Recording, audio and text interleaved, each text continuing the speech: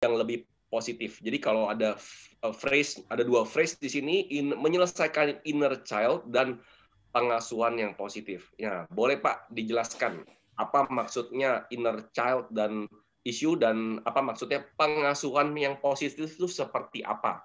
Oke. Ya, kita bahas pertama mengenai inner child ya. Inner child ini bisa gampang kita lihat pada orang-orang yang mengalami fobia. Jadi kalau Anda punya fobia, entah itu terhadap binatang atau sesuatu yang menakutkan atau menjijikkan, ya katakanlah misalkan tikus. Anda sudah dewasa, kalau melihat mainan tikus saja atau mainan ular, rasanya takutnya bukan main. Ya, jadi ini yang aktif itu saat itu adalah inner child Anda. Jadi kalau saat ini saya nggak tahu geraknya ke kanan atau ke kiri.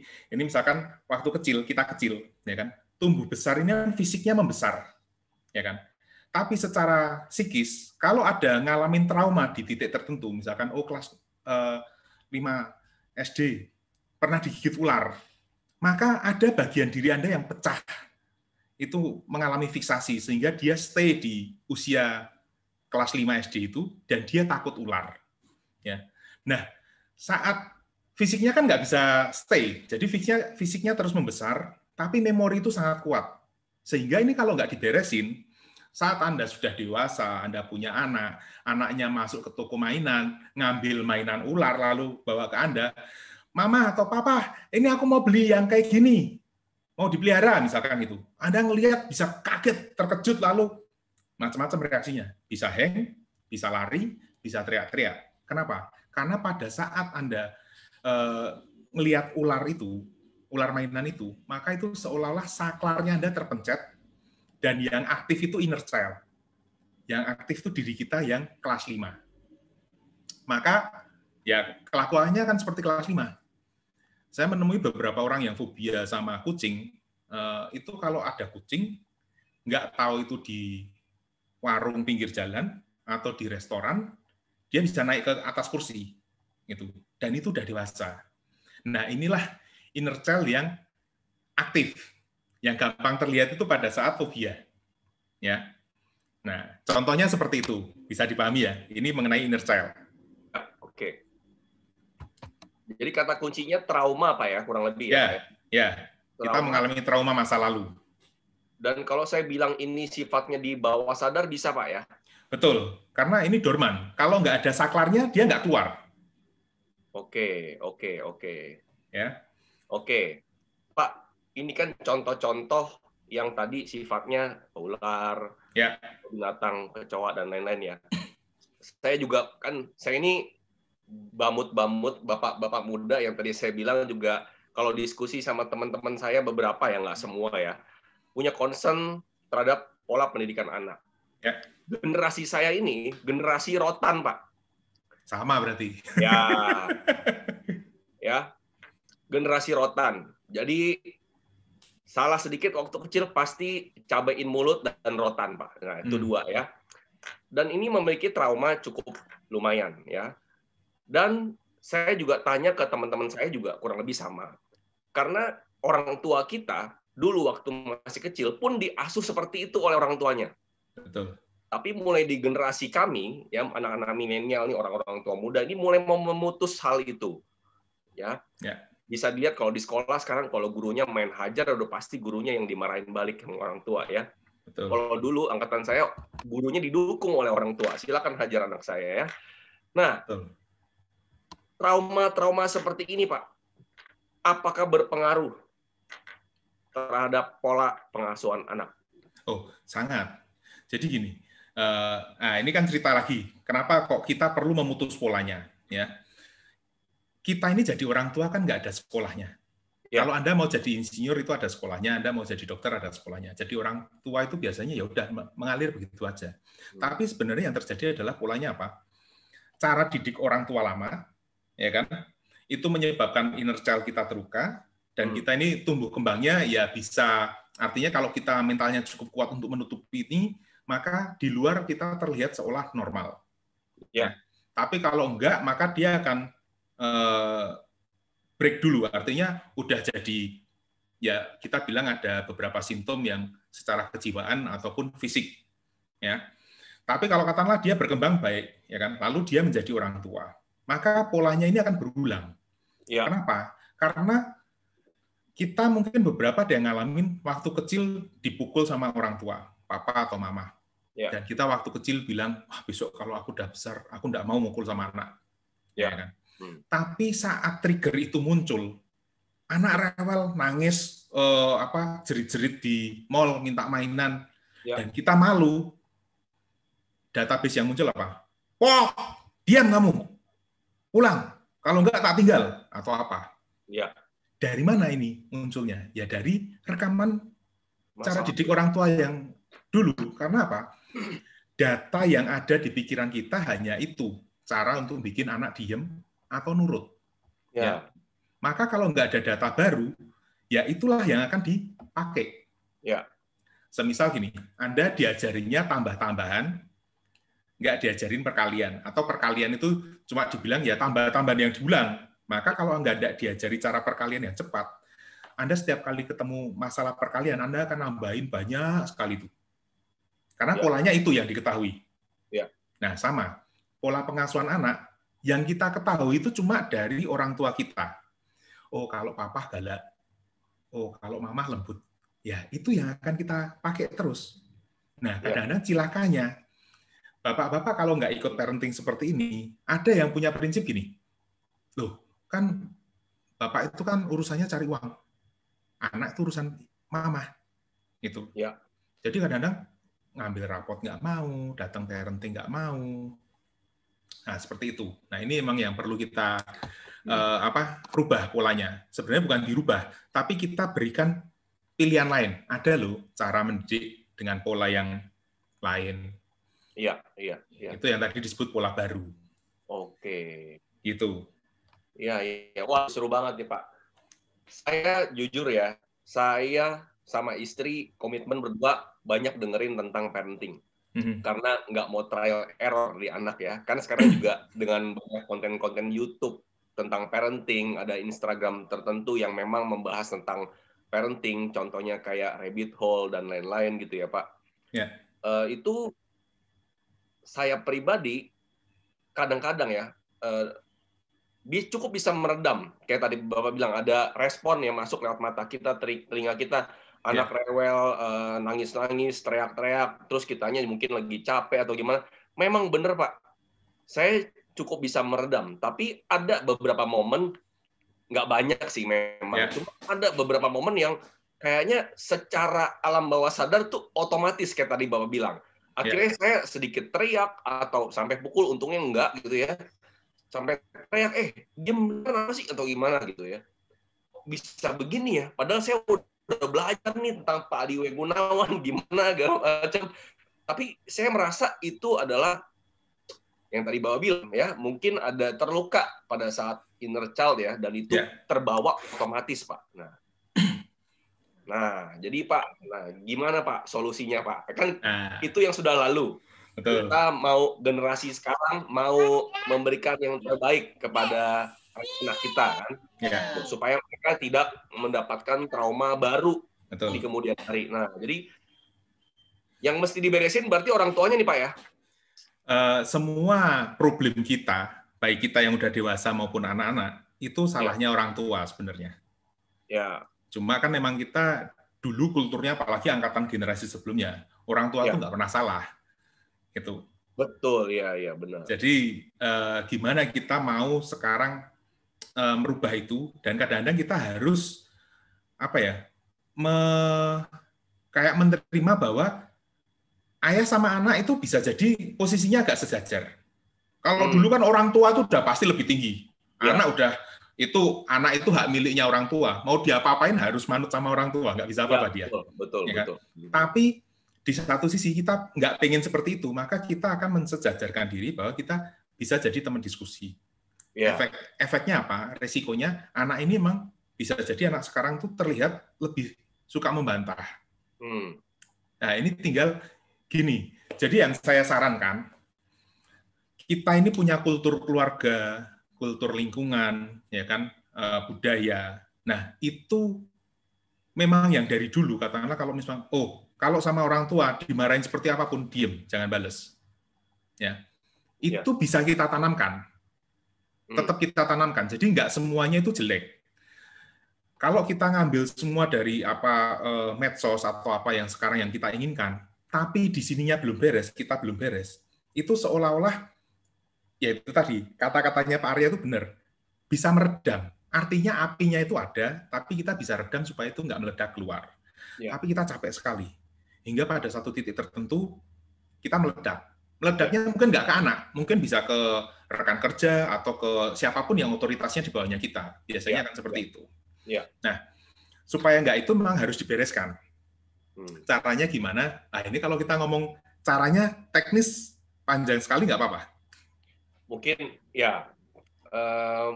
mungkin boleh kasih link buat beli bukunya Bapak.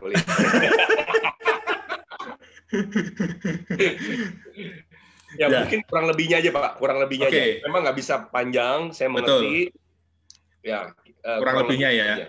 Oke. Gini, jadi kita kalau ngomong inner child, itu contohnya seperti ini, atau rekaman orang tua ya, karena kadang-kadang kita nggak mau marah, tapi itu rekaman orang tuanya kita yang marah.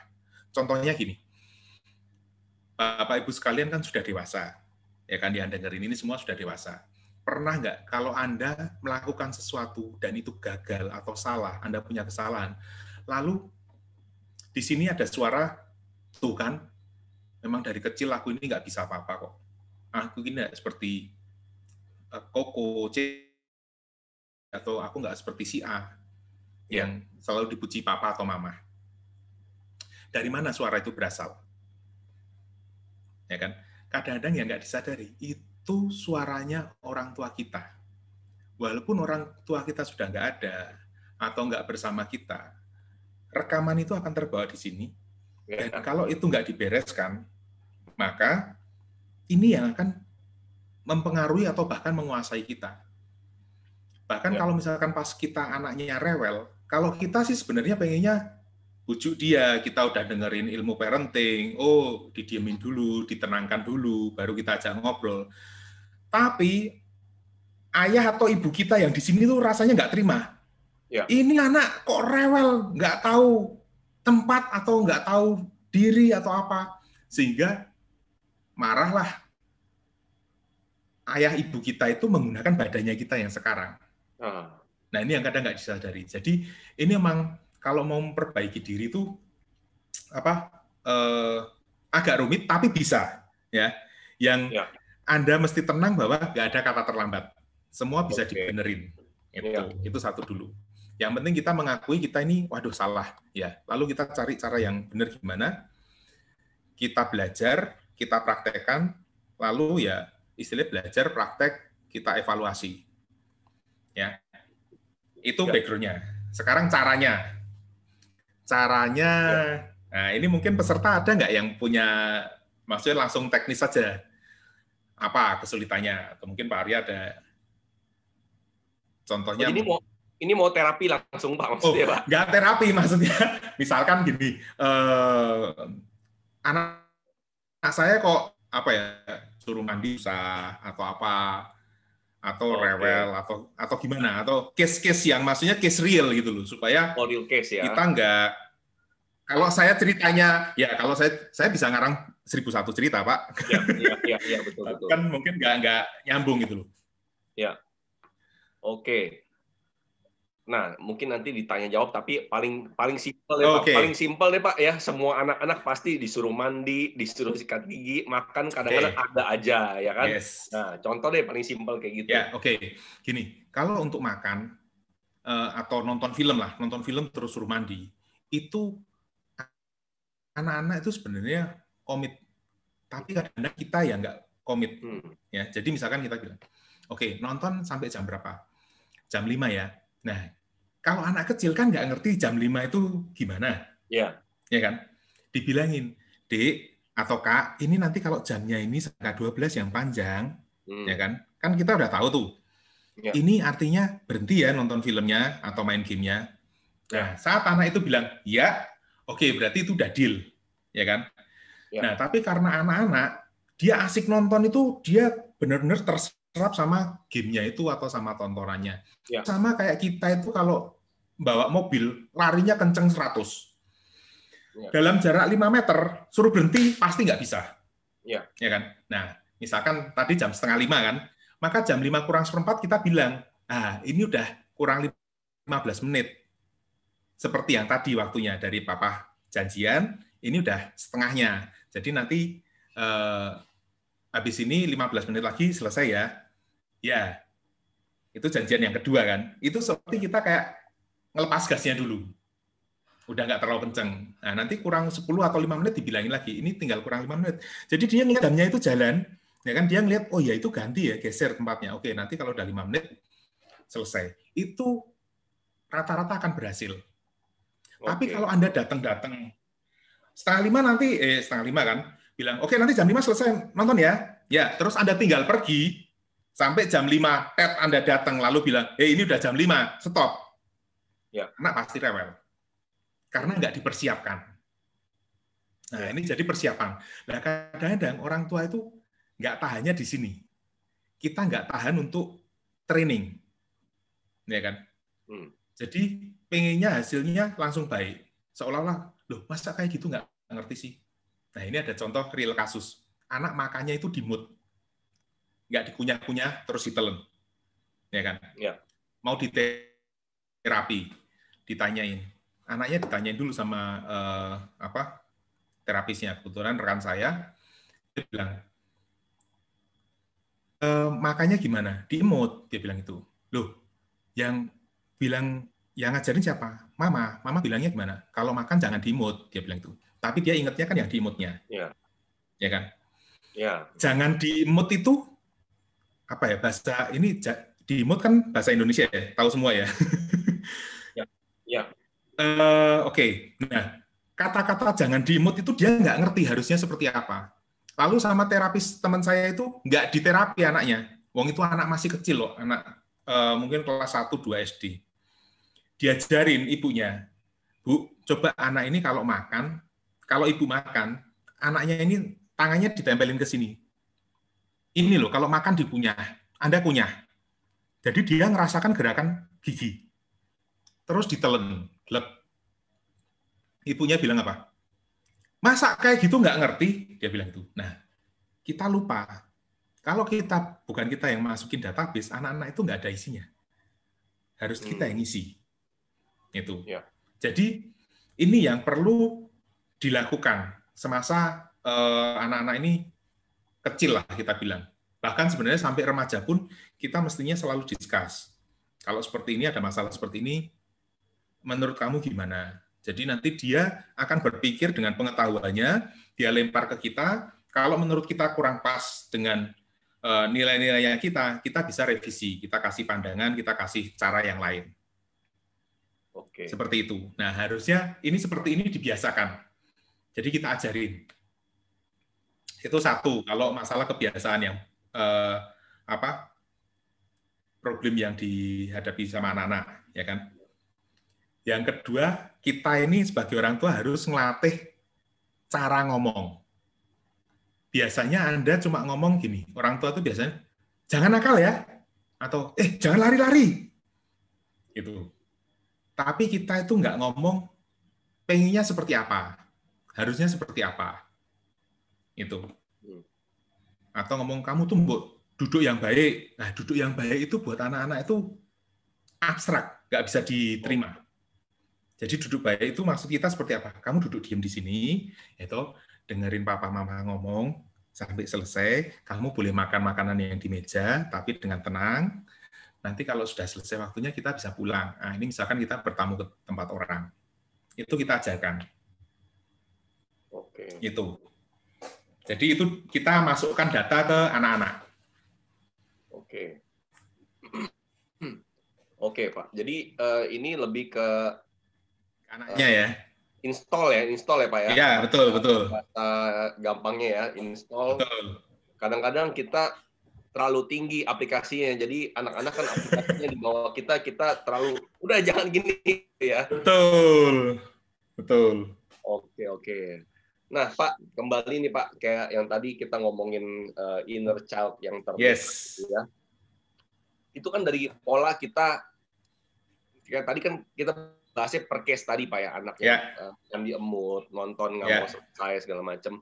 Nah, tapi balik lagi nih Pak, kalau misalnya diri kita ya, anak tetap nonton, tetap diemut makannya, dan nangis jadinya teriak-teriak sampai mungkin ada yang tantrum gimana, dan si orang tuanya punya inner child yang buruk terhadap itu, masih traumanya masih belum selesai anggapan Pak.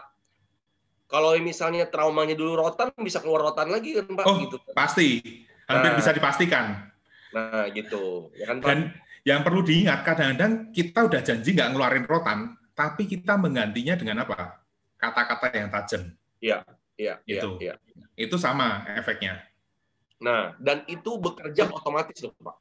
Ya, karena jujur saya pernah ngalamin, dan itu saya mau berusaha redam, tapi keluarnya otomatis. Nah, jadi buat orang tuanya gimana nih Pak? Buat kita generasi milenial sekarang yang mau memutus trauma inner child. Nah itu gimana?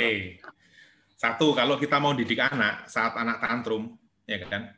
Atau kita, ini sebenarnya kan kita mau beresin dirinya kita ya. Iya benar. Ya, kalau kita mau beresin dirinya kita, gini, waktu kita marah, kita kan nggak sadar. Tiba-tiba kita ikut mukul aja. Atau kita ngomongnya keras.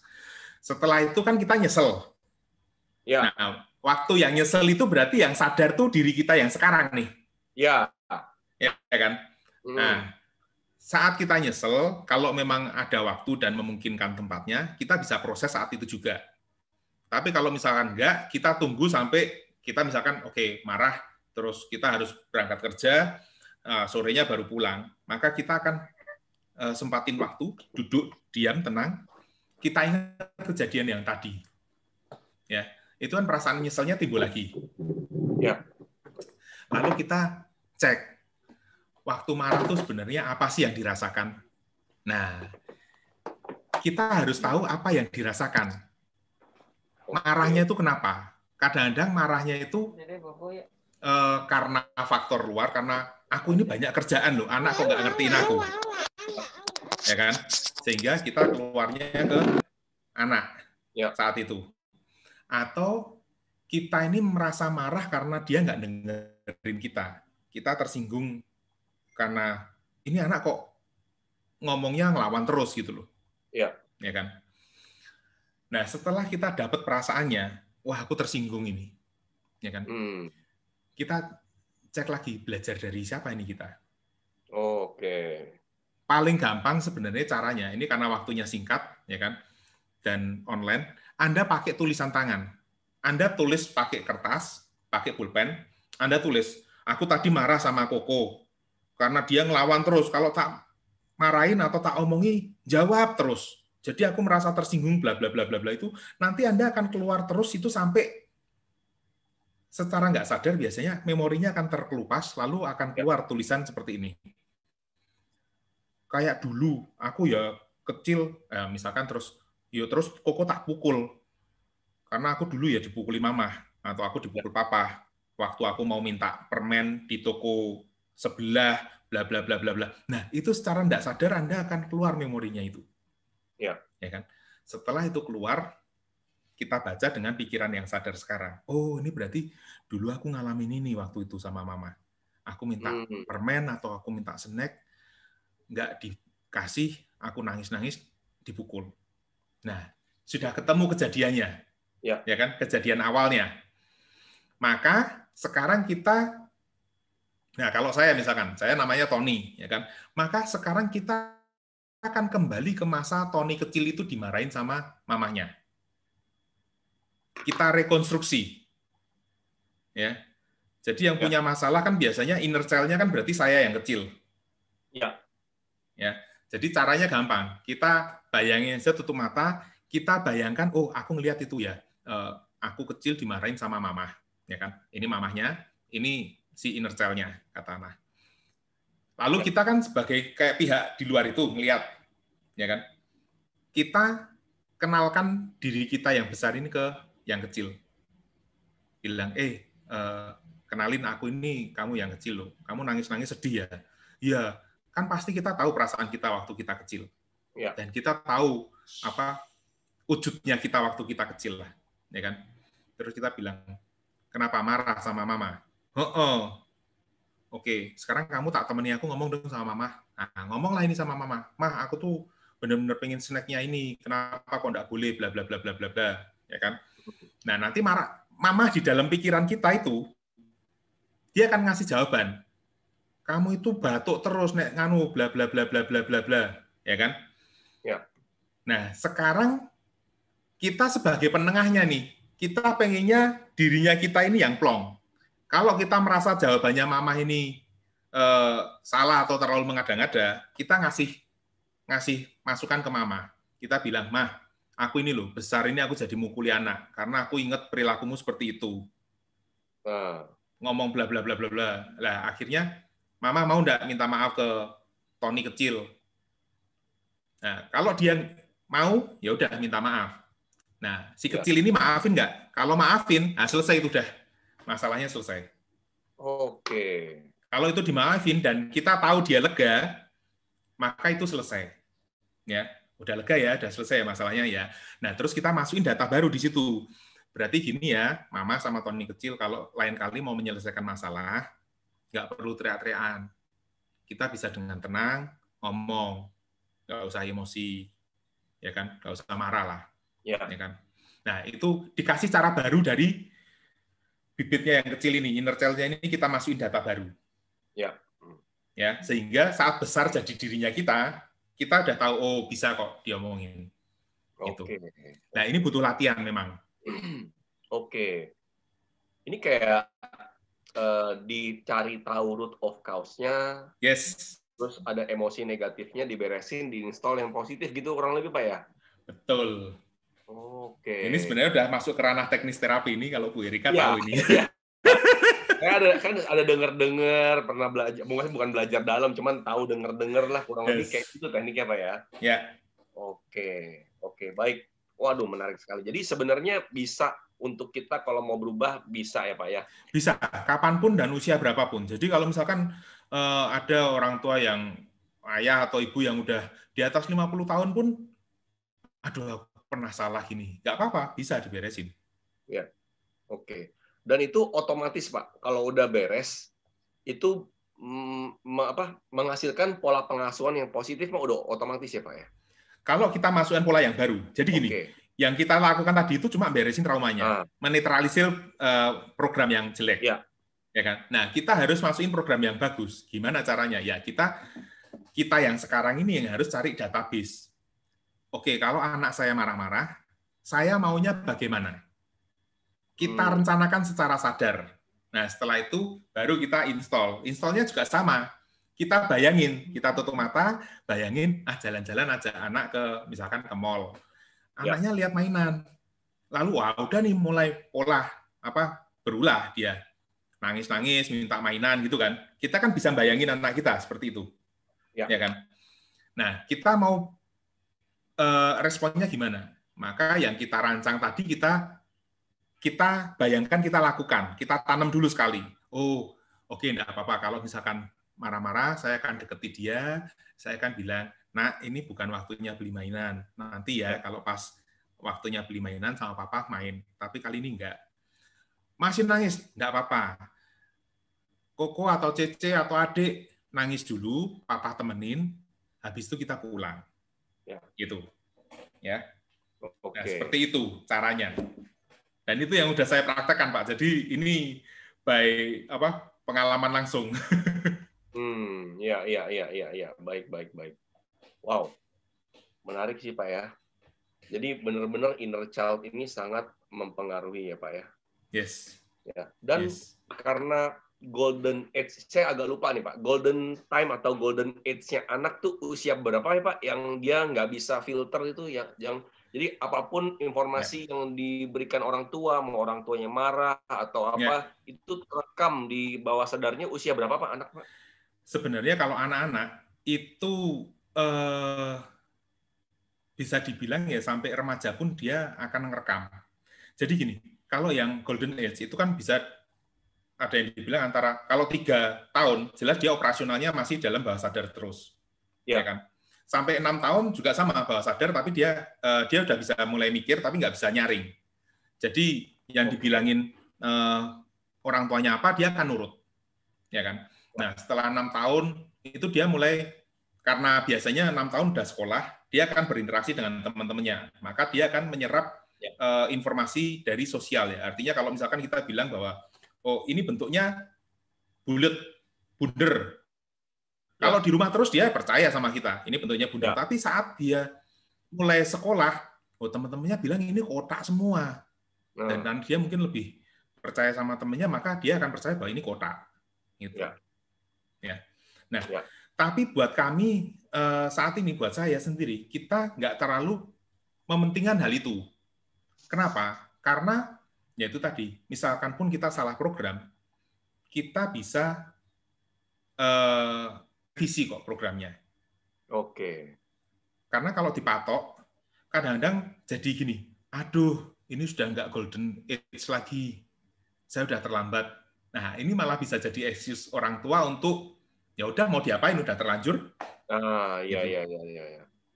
Oke. Oh, jadi masih bisa diperbaiki pada saat anaknya sudah mulai dewasa, apa gimana, Pak? Ya, bahkan loh sampai orang dewasa pun, kalau memang orang itu menyadari kesalahannya dan mau berubah, kita kan bisa intervensi. Oke. Masalahnya kadang-kadang orang nggak merasa kalau dirinya sakit. Iya. Oke.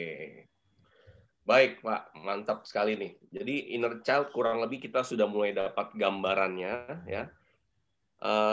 Dan sebelum kita masuk ke tanya jawab, ya, Pak, boleh kasih sedikit saja framework atau penjabaran yang sangat general atau guideline kurang lebih seperti itu, pola pengasuhan yang positif itu guideline-nya apa, Pak, kurang lebih? Harus apa? Oke. Kalau gini, nggak ada guideline yang general untuk semua orang. Itu yang perlu kita pahami. Kenapa? Karena contohnya gini, kalau kita buat guideline bahwa anak itu harus nurut sama orang tuanya, tapi di belahan bumi barat ini nggak berlaku. Anak boleh kok mempertanyakan keputusan orang tuanya. Nah, jadi artinya apa? Guideline ini harus kita bikin sendiri, ya, berdasarkan apa? Kultur, budaya, dan kita pengen menanamkan nilai-nilai seperti apa. Contohnya, pada satu titik anak saya itu pernah mungkin nggak dibully lah, artinya mungkin bertengkar mulut, diejek sama temennya, ya kan? Sampai akhirnya dia ngomong ke saya tanya, sudah ngomong ke bu guru enggak? Oh, dia nggak mau kalau gurunya ikut campur, karena nanti makin diejek, ya kan? Tapi saya ingin menanamkan sikap berani sama dia. Jadi akhirnya saya tanya hal ini ke dia. Oke, kamu kalau berantem sama dia berani nggak? Berani, dia bilang gitu. Aku berani mukul dia. Oke, nggak perlu sampai kamu pukul, tapi saya bilang, kalau kamu sudah berani berantem sama orang, artinya sebenarnya orang itu udah nggak bisa nakutin kamu lagi. Gitu loh. Kita nggak perlu pakai kekerasan fisik, tapi kita sudah tahu bahwa, oke, kalau dia omong apa, kita nggak usah peduliin. Gitu. Jangan biarkan dia nyakitin kita. Gitu. Karena saya kasih perumpamaan gini. Saya bilang ke anak, kamu tahu orang gila? Tahu. Kamu kalau dimarah-marah orang gila gimana? Lah kan orang gila, Pak. Biarin aja, dia bilang itu. Nah, sama. Kalau kamu nggak ada ikatan emosinya, kamu nggak merasa apa-apa, anggap aja temanmu itu, oh, seperti itu. Oh, paham. Jadi ini juga perlu kemampuan kita untuk menyederhanakan bahasa perintah sehingga masuk ke pemikirannya dia dan bisa ditangkap sama dia. Ya, oke. Gitu. Komunikasi ya, Pak, ya. Komunikasi. Jadi guideline-nya itu satu, Anda merencanakan sendiri. Saya pengen anak saya pemberani. Ya, cara beraninya itu yang sampai seperti apa, ya kan? Itu Anda jabarkan karena Anda punya range sendiri. Beraninya saya dengan beraninya Anda mungkin beda, ya kan? Nah, itu yang kita jabarkan. Oke, range beraninya itu sampai seperti ini, ya kan? Di luar itu namanya nekat. Nah, nekat ini Anda jabarkan. Ya. Saya pengen anak saya seperti ini, lah maka kita akan punya patokan. Nah, suami istri harus jadi satu. Oke, kita akan patokannya seperti ini yang didik anak ya. Jadi kalau misalkan pas suami istri berantem pun, misalkan punya kesepakatan malam setelah jam 7 nggak boleh makan es krim, Anda nggak boleh makan es krim. Walaupun dia mengadu ke papa atau ke mamahnya, itu harus satu kata. Mesti yang ini. Itu. Oke. Wow. Mantap sekali nih Pak ya, pengasuhan positif, kultur, budaya, dan nilai-nilai. Karena memang saya akhir-akhir ini kan banyak waktu untuk dengerin podcast-podcast kan zaman sekarang ya Pak ya. Ya. Dengar beberapa podcast yang baik kayak Pak Gita Wirjawan yang di YouTube, terus ada lagi misalnya orang-orang yang luar biasa kayak Najwa Shihab, Maudy Ayunda, luar biasanya mereka itu didasari oleh nilai-nilai yang ditanemin orang tuanya. Jadi mereka bisa menggali potensinya sampai ke titik sekarang itu karena orang tuanya. Ya. Dan pola didiknya sangat berbeda sekali gitu ya. Nah, terakhir nih Pak, sebelum kita break 5 menit dan kita sambung dengan pertanyaan dari para audiens. Nah, tadi Bapak kan dari kasus yang tadi ada anaknya Bapak, anaknya umur berapa Pak sekarang Pak? Oh, kalau sekarang itu udah SMP. Oh, udah SMP. Ya, tapi waktu itu dia masih SD sih. Oh, masih SD. Nah, tentunya nih Pak, bisa menanamkan nilai ke anak kita, tentunya harus didasari rasa percaya oleh si anak, dan kita pun bisa membina hubungan komunikasi yang baik ya. Karena kalau kita nggak punya membangun komunikasi yang baik dengan anak, boro-boro dia mau dengerin. Betul. Ya, kayak Bapak tadi ngomong ke anaknya, saya yakin anaknya sangat mendengarkan Bapak karena wah, gue trust banget nih papa gue nih, ya gitu ya. Tapi gimana caranya supaya kita orang tua itu punya tuh hubungan komunikasi yang seperti itu ke anak kita. Karena kalau nggak dipupuk nih Pak, mau orang tua ngomong kayak apa juga nggak bakal didengerin. Dia lebih pilih orang lain yang denger. Betul. Wah, ini pertanyaan bagus banget. Ini langsung saya ditanya, ini langsung saya regres. Dulu sebelum saya belajar mengenai pikiran, saya pun melakukan hal yang sama. Saya mukul ke anak, ya kan? Anak saya pertama itu cewek. Jadi biasalah, anak perempuan itu princess buat papahnya. Ya. Nah, jadi dia keras banget sama saya. Tapi anak saya yang kedua cowok. Tes suara saya bisa didengar? Kok nge-freeze ya di sini? Bisa Pak, misalnya bisa. Oke, yes. Oke, nah jadi saya tahu ini setelah saya belajar pikiran, saya belajar dari terapis awal-awal itu di 2011.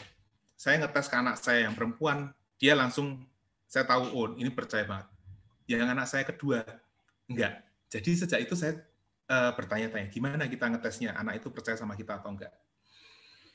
Gini, kalau anak Anda bisa duduk bareng dan ngomong tatap mata seperti ini, tanpa dia merasa terintimidasi, maka dia terasa sama Anda. Kita bisa ngomong, gimana sekolahmu? Gimana harimu? Kamu suka ini enggak? Menurut kamu, Papa, bajunya oke enggak? Dan dia bisa ngomong, itu artinya Anda trust, anak Anda trust. Ya. Tapi kalau pas Anda ngomong, kok sini kok, misalkan, sini pangku Papa. Nah, di pangku, gimana kamu hari ini? Terus dia jawabnya sambil miringkan badan atau nggak mau ngeliat, pokoknya ya oke aja, biasa aja. Seneng nggak di sekolah? Nah, itu nggak trust.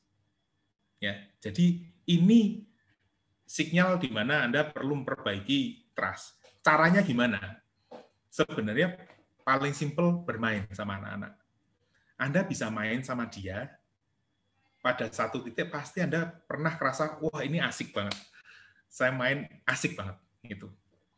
Anak-anak saya paling seneng main peta umpet sama saya.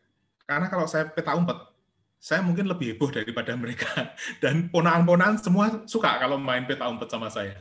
Kita benar-benar, itulah saat kita melepaskan inner child-nya kita. Sehingga inner child-nya kita itu, ada waktu untuk muncul, dia juga dipahami, ada waktu untuk refreshing juga, gitu.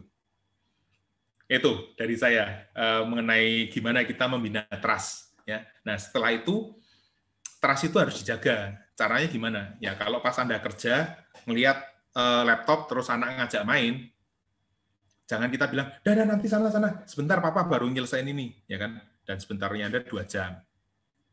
Itu. Kalau Anda bilang, oke 10 menit ya, anak mungkin nggak paham. Oke, tunggu kamu sampai jarum panjangnya ini di angka sekian ya. Nah, setelah itu Anda selesaiin. Ini kerjaan selesai, nggak selesai. Saat waktunya yang ditentukan tiba, Anda mesti stop dulu. Main sama dia dulu 5 menit. Ini artinya Anda udah tidak melanggar kesepakatan. Ya. Setelah itu, oke, aku udah main sama kamu 10 menit, ini kurang sedikit lagi, papa kerjain ya. Kamu baca yang ini dulu, atau kamu baca buku, atau apa. Habis itu kita cerita. Nah, itu trik-trik untuk mengalihkan atau membeli waktu ya dari anak. Tapi biasanya orang tua sekarang cukup, nih, sana main game. Ada nggak pulsanya atau nyambung wifi? Terus anaknya asik sendiri, kita juga asik sendiri di sini, ya udah selesai itu. Komunikasinya selesai. Itu. Oke, Pak Arya bisa lanjut mungkin? Oke, baik. Terima kasih Pak Tony. Ya, yes. Pak, mohon maaf, nampaknya Kak Arya ada sedikit masalah teknis. Tadi lapor kelempar kayaknya. Nanti akan gabung lagi nih ke meeting Zoom. Saya bantu backup sebentar seperti itu ya, Pak Tony dan rekan-rekan semua. Nah, saya rangkum sedikit dari yang Pak Tony sudah sampaikan. Jadi di sini Pak Tony sudah jelaskan gitu ya mengenai prinsip inner child gitu ya. Jadi ada bagian diri kita yang semacam tertinggal gitu ya di satu masa usia tertentu. Mungkin pada saat itu ada trauma atau ada konflik dan kejadian-kejadian luar biasa lainnya. Ya. Yes.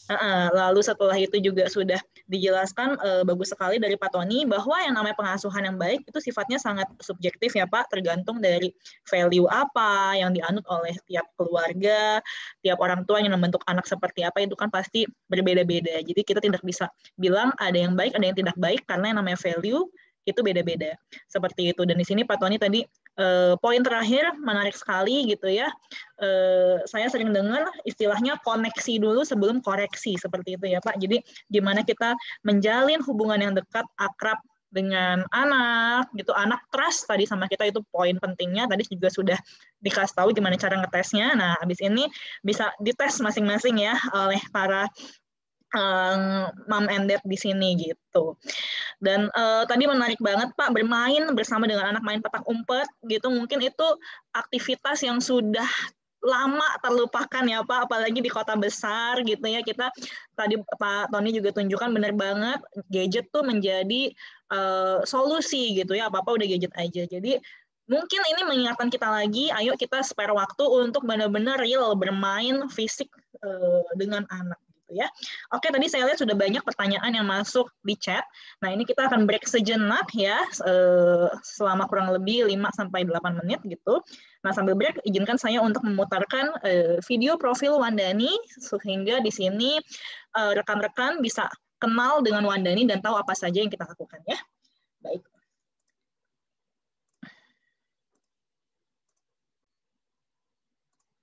Sudah terlihat dan terdengar ya?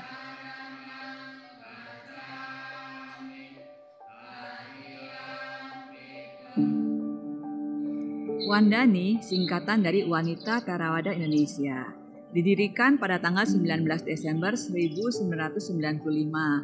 Pada waktu Pasamuan Agung Mapan Budi, seluruh peserta yang perempuan kami kumpulkan di bawah pohon Bodhi Wihara Mendut untuk membicarakan kepentingan-kepentingan perempuan dan masa depan perempuan Buddhis di Indonesia.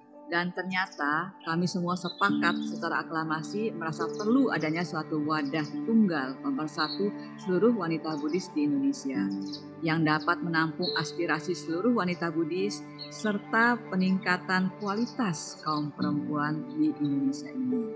Kami ternyata mendapat support yang begitu besar dari berbagai pihak, termasuk dari Sangha Theravada Indonesia dan juga Departemen Urusan Pemberdayaan Perempuan yang dibuktikan dengan kehadiran Ibu Menteri pada setiap kongres yang diselenggarakan oleh Wandani.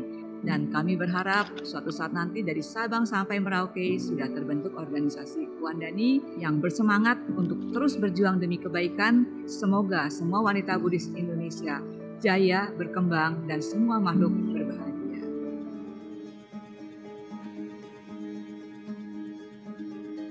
Wandani adalah wanita terwada Indonesia dan merupakan sebuah wadah bagi para wanita untuk belajar dan berkreasi, sehingga Wandani mengusung tema kerja yaitu profesional, kreatif, dan berbudi luhur. Wandani berfokus pada dua hal, yaitu pendidikan dan pemberdayaan ekonomi bagi para wanita. Di bidang pendidikan, Wandani mempunyai program untuk wanita, anak, dan keluarga, antara lain khusus pra-perkawinan, Ohana One Happy Family in Dhamma, dan Women's Dhamma Club. Women's Dhamma Club adalah wadah berkumpulnya para wanita secara rutin dan membentuk komunitas yang saling mendukung. Dalam setiap pertemuan, topik yang dibahas seputar keluarga, kesehatan, dan pendidikan Dhamma, dan tentu saja akan semakin meningkatkan kualitas bagi para wanita Buddhis. Wandani juga memiliki program kerja di bidang pendidikan Dhamma dan sosial. Melalui program 48 jam berkesadaran, wanita dan keluarga diajak untuk berlatih mempraktikkan hidup penuh dengan kesadaran, sehingga ketenangan batin, kedamaian, dan kebijaksanaan dapat dicapai.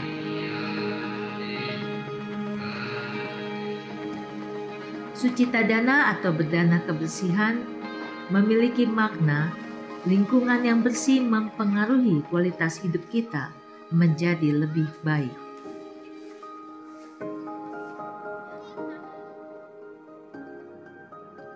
Gerakan Samajiwita merupakan program Wandani bidang sosial yang bertujuan agar para wanita belajar, menghemat, menabung, dan memberi. Hasil dari pengumpulan celengan akan dipergunakan untuk pembinaan Dhamma atau kegiatan Wandani.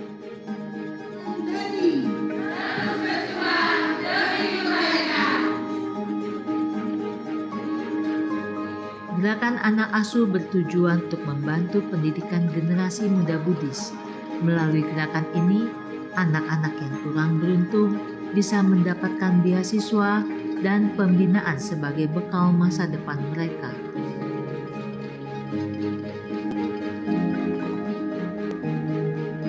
Nama saya Wahyu, saya dari Dusun Batursari, Desa Treter, Kecamatan Kaloran, Kabupaten Temanggung. Saya menjadi anak asuh Wandani dari tahun 2017 sampai saat ini. Selama saya menjadi anak asuh Wandani, saya dibantu uang SPP untuk membayar sekolah saya. Saya telah membantu kegiatan Patria dan sekolah minggu di wihara saya.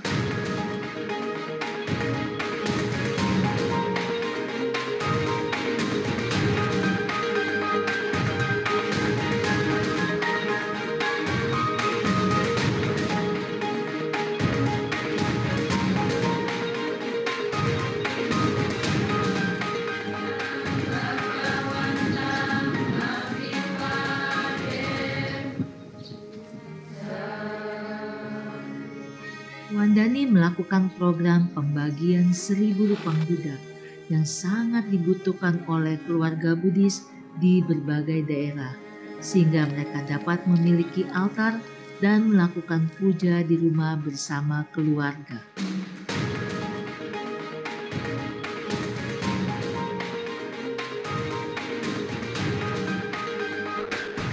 Di bidang pemberdayaan ekonomi, Wandani juga membantu para wanita untuk meningkatkan keterampilannya sehingga mereka dapat membantu perekonomian keluarga. Salah satu caranya adalah dengan membuka bursa prema yang menjadi tempat bagi para wanita untuk berwirausaha. Bursa prema menjual berbagai hasil kreasi para wanita dan saat ini prema semakin berkembang. Di daerah Jawa Tengah, para ibu membuka usaha Prema Mart dan juga mengembangkan kreativitas lainnya dengan membuka Prema Bakery, Prema Menjahit, dan juga Prema Membatik. Dengan dibukanya bursa Prema, menjadikan ibu-ibu Wandani lebih kreatif serta terbukti dapat membantu perekonomian keluarga dan organisasi. Dan yang membanggakan, Wandani juga membantu ibu-ibu di Desa Cendono untuk menghasilkan produk berkualitas tinggi, yaitu gula aren Sukita, dan saat ini sudah dikonsumsi, dipasarkan, dan diterima oleh masyarakat. Harapan saya, Wandani menjadi contoh teladan dan menginspirasi bagi banyak orang. Wandani terus berjuang demi kebaikan.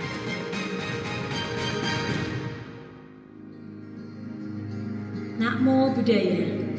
Saya Kustiani dari Jawa Tengah. Saya senang sekali dapat bergabung menjadi anggota dan pengurus Wanita Theravada Indonesia atau WATI.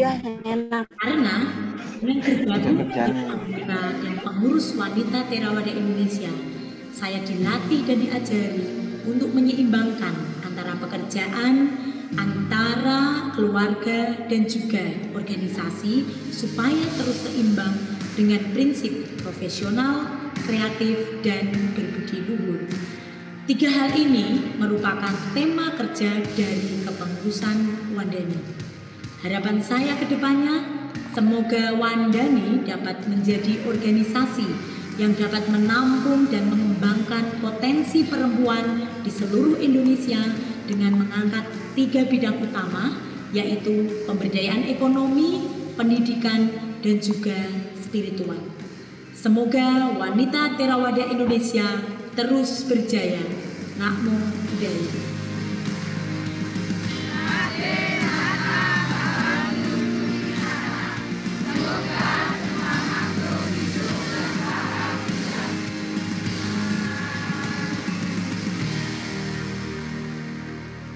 Wandani terus berjuang demi kebaikan.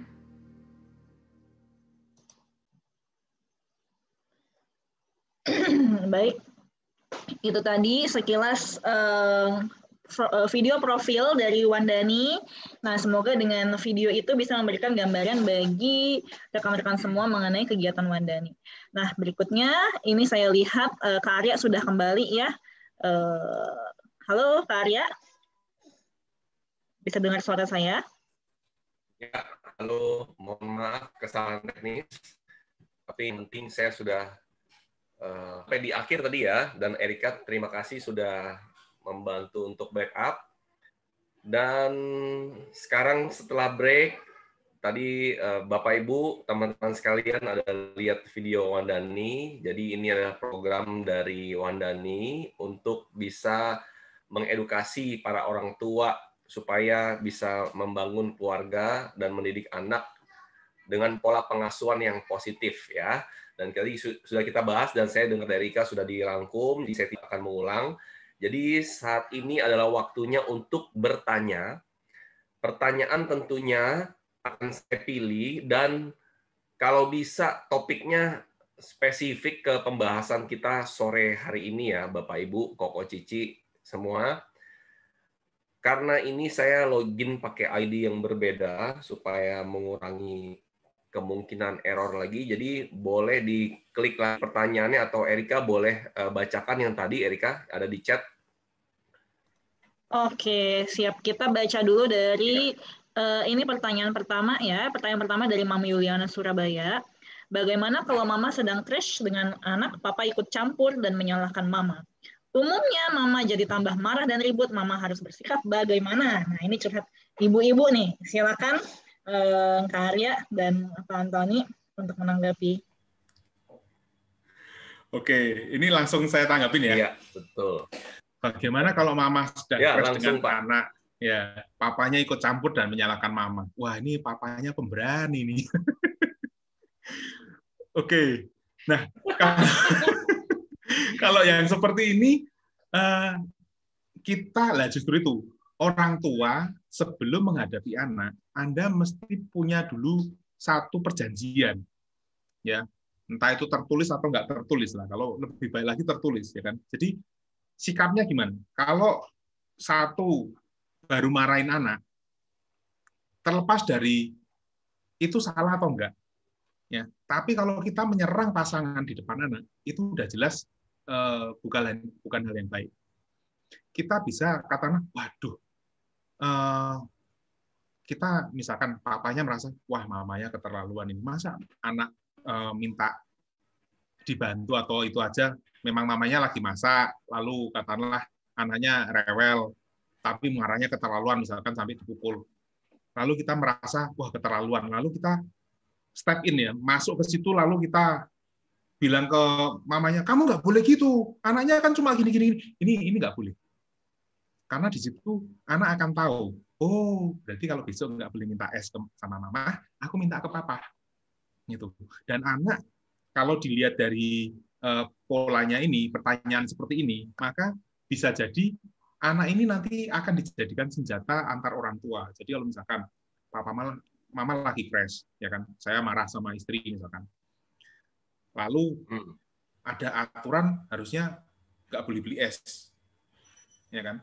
Udah langsung saya ajak anak, yuk keluar yuk cari es sama papa. Lalu kita seolah-olah pengen bilang ke istri, apa aku ngajak anakku makan es nggak boleh?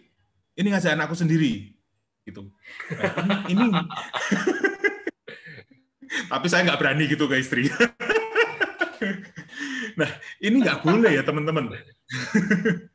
Bisa bahaya karena anak itu kalau pas usia kecil ya, tadi yang dibilang golden age itu sebenarnya bukan cuma karena dia bisa nyerap, dia kan bisa nyerap semua dengan baik, termasuk dia bisa melihat energinya kita. Pernah enggak Anda di rumah diem-dieman sama pasangan, baru marah, tapi anak tahu, ya, karena dia ngelihat energinya, dia baca energinya. Nah, saat Anda enggak kompak, terus anak mikir, oh kemarin minta es ke mama nggak boleh, atau ke papa nggak boleh, maka aku akan minta ke lawannya. Itu kita nggak boleh diadu seperti itu. Ya. Jadi masalah kita harus disadari, oke, papa mama lagi bermasalah, nggak apa-apa, tapi kamu tetap harus ngikutin disiplin yang seperti ini. Nah, itu harus satu kata, suami istri. Gitu, Pak Arya. Ya, mesti kompak ya. Ya, mesti kompak. Harus set frame dulu ya. Ya, betul. Yes. Baik, itu. Berikutnya ada pertanyaan ya Pak ya. Ya. Bagaimana menumbuhkan komunikasi untuk anak yang introvert? Dulunya sering ngobrol bareng, sering nonton bareng, sekarang lebih suka menyendiri. Yes. Kurang lebih asik dengan game. Apakah ini udah mulai masuk masa remaja gitu? Ya. Oke. Nah, ini bagus. Kata-katanya itu kan tadi, introvertnya kan sekarang. Menurut orang tua itu introvert. Tapi dulunya enggak sebenarnya. Ya. Maka saat ada perubahan perilaku, ya, jadi misalkan ini di titik sini, di sini dia mulai berubah nih, jadi pendiam. Maka sebenarnya kita ada tahu, oh ini di sini harusnya ada sesuatu. Itu orang tua harusnya aware. Jadi misalkan anak kita tuh ceria, tiba-tiba masuk kelas baru, katakanlah naik kelas, dia nggak ceria lagi, pasti sesuatu terjadi. Nah, sebaiknya kita sebagai orang tua punya waktu untuk ngawasin ini, sehingga kita tahu perubahannya itu saat itu terjadi, lalu kita bisa handle. Ya. Nah, kalau untuk ngatasin ini, ya perlu kita komunikasikan, gali. Misalkan, C, dulu kamu tuh cerewet banget, sekarang kok enggak, kenapa sih? Gitu loh. Ya kan? Ya enggak apa-apa, memang sudah atulah. Kita bisa terbuka. Yang penting kalau dia oke, itu kita nggak masalah. Yang penting kita meyakinkan bahwa, C, nggak apa-apa, kamu diem, papa nggak apa-apa. Ya, atau kalau kamu suka main game, ya oke, tapi asal tahu waktu, ya kan, dibatasi berapa, misalkan sehari sejam maksimal. Yang penting, papa pengen Cece tahu, kalau misalkan Cece ada masalah, papa siap untuk diajak ngobrol, apapun itu. Itu. Dan di luar komunikasi one-on-one, ya kan, kita harus ada komunikasi umum. Artinya, kita kadang-kadang ngomong ke istri, sebenarnya kita mau ngasih nasihat ke anak. Ya kan? Nah, jadi istilahnya kita omongkan hal-hal yang umum, tapi ada saatnya itu mesti one-on-one. Ya. Saat one-on-one tadi bisa bilang gitu. Ya kan? Nanti pas umum, kita bilangnya apa? Ya nilai-nilai keluarga yang secara umum, yang mau kita tanamkan. Gitu. Oke. Seperti itu. Oke, baik.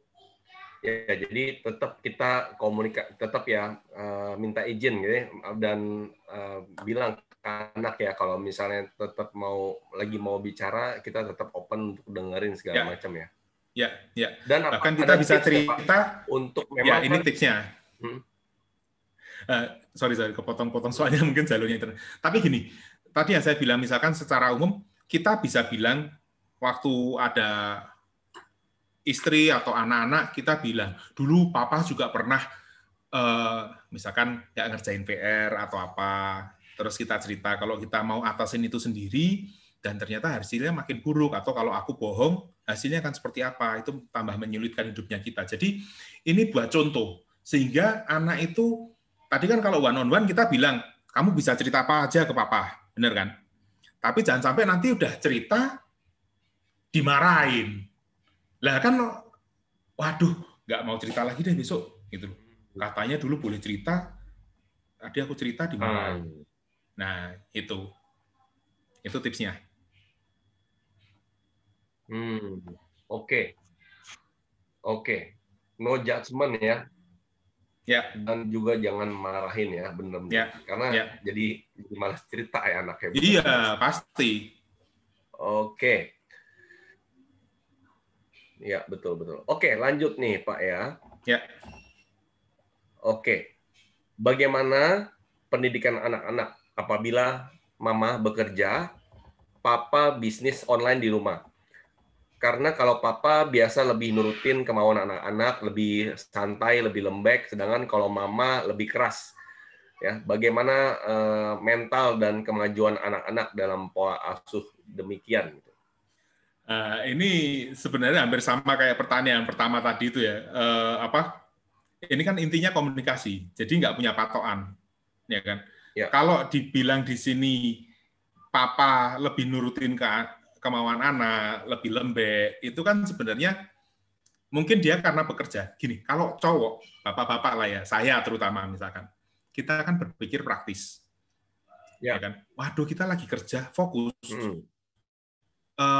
Pria itu pola pikirnya, kalau fokusnya nyelesain misi, dia bisa diganggu, karena cowok itu nggak bisa multitasking. Maka saat ada gangguan, dia bersedia membayar sebenarnya untuk menghilangkan gangguan ini. Itu, ya kan? Lah bayarannya itu kadang-kadang anak-anak minta jajan lah, minta es lah, minta pulsa lah dan lain-lain sebagainya. Maka seolah-olah di mata mama itu kok gampang banget kamu ngasih gitu loh. Padahal ini sebenarnya, ini aku lagi nyelesain misi loh. Apalagi jualan online. Pasti nonton Pak, paling gampang ya. Nah, itu makanya ini yang harus dipahami pola cara kerja pikiran ya antara papa sama mama beda gitu. Karena memang wanita itu lebih bisa multitasking, sehingga saat dia katakanlah balesin chattingan online itu dia bisa sambil bernegosiasi sama anak. Cowok nggak bisa. Ya. Itu ya. Ya. Jadi itu makanya kita perlu bikin rule. Ya. Kalau bikin rule kita bilang oke, kesepakatannya apa? Kalau jam segini nggak boleh snack toh, atau memang waktunya snack, atau kemarin kamu sudah dapat uang jajan, udah itu jatahmu. Jangan minta-minta lagi. Nah, ya udah, kalau kita konsisten seperti itu, selesai. Anak nggak akan minta lagi. Itu. Oke. Anak saya waktu kecil, kadang kalau saya ajak jalan ke mall, boleh saya, ya. Yes. Ya. Gimana? Nggak apa-apa, lanjut Pak, sorry. Oke. Waktu saya jalan ke mall, itu kalau saya kan suka mainan juga, saya suka miniatur, Hot Wheels atau miniatur mobil lah, ya. Itu kalau saya pas lewat toko mainan, pengen lihat ada yang baru apa, itu kita masuk. Anak saya sudah langsung tanya, ini boleh beli atau lihat-lihat aja? Nah, kalau saya bilang lihat-lihat, maka walaupun kepingin, saya pun nggak boleh beli. Harus komit. Ya. Tapi kalau misalkan boleh beli, nah dia akan tanya, budgetnya berapa nih? Oke, cari yang murah aja lah, yang sekian. Nah, itu. Jadi ini sebenarnya masalah konsistensinya kita. Itu tadi ada pertanyaan di atas kayaknya Pak Arya, sebelum yang itu. Ya. Saya sih udah ketutup Pak, karena saya sign in dengan ID baru. Jadi boleh minta tolong Erika untuk pilih pertanyaannya. Kak, boleh bantu? Oke, baik. Ini pertanyaan tadi yang di awal yang belum terbaca ya. Saya bantu bacakan. Selamat sore, Nama Budaya. Izin bertanya kepada Ko Antoni mengenai pola asuh anak terkait dengan orang tua yang sibuk. yaitu bagaimana cara kita sebagai orang tua dalam memberi kasih sayang yang cukup dari orang tua ke anak ataupun sebaliknya. Pertanyaan selanjutnya, bagaimana peran orang tua dan anak-anak dalam segi keyakinan kepada Sang Tiratana? Karena ada dari beberapa orang yang tidak memiliki segi keyakinan yang sama. Mungkin maksudnya orang tuanya ada berbeda keyakinan gitu ya. Nah, menurut Ko Antoni sendiri bagaimana menanggapi persoalan seperti ini?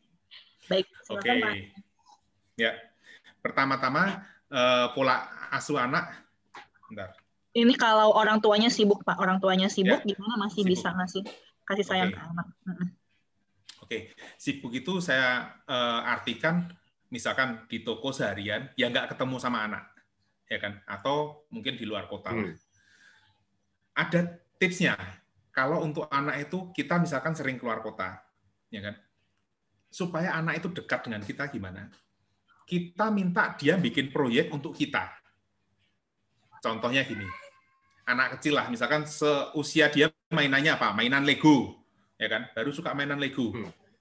Kita bilang, Dek, Papa kan mau pergi nih, sampai hari Senin misalkan, atau hari apalah, 3 hari misalkan.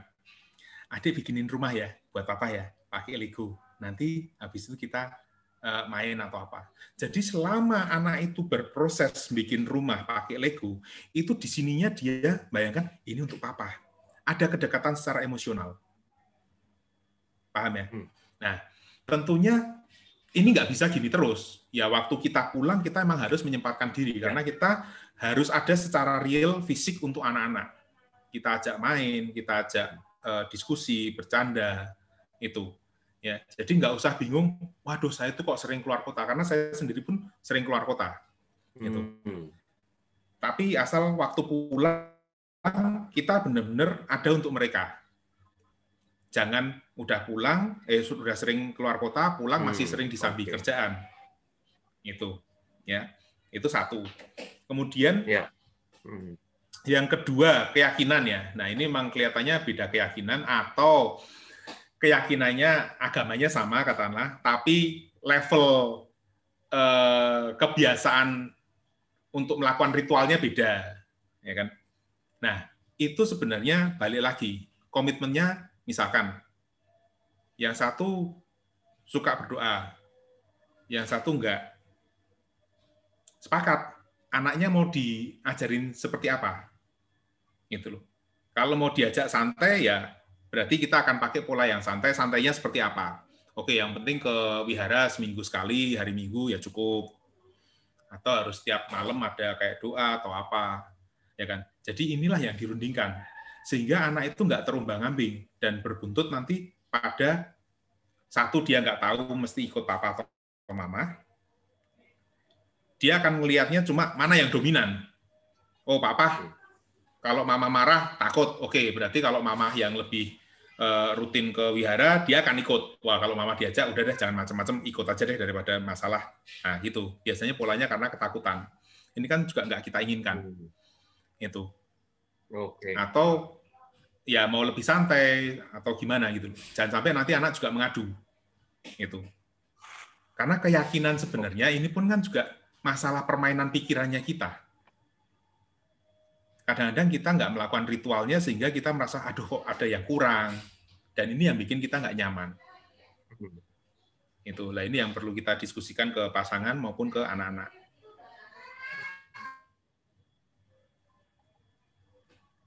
Oke, cukup jelas? Cukup jelas, Pak. Dari Kak Arya, halo, Ko. Kedengaran nggak suaranya? Oke. Ya, halo. Yes, kalau cukup jelas bisa ke pertanyaan berikutnya mungkin. Ya, pertanyaan berikutnya ya. Terkait dengan pola asuh anak, orang tua sibuk. Oh, ini tadi sama ini, sorry. Ada lagi. Ya. Ada lagi yang lain, Kak, yang di atas yang belum dibaca? Kayaknya udah itu yang tadi yang atas cuma 2. Oh, ada nih.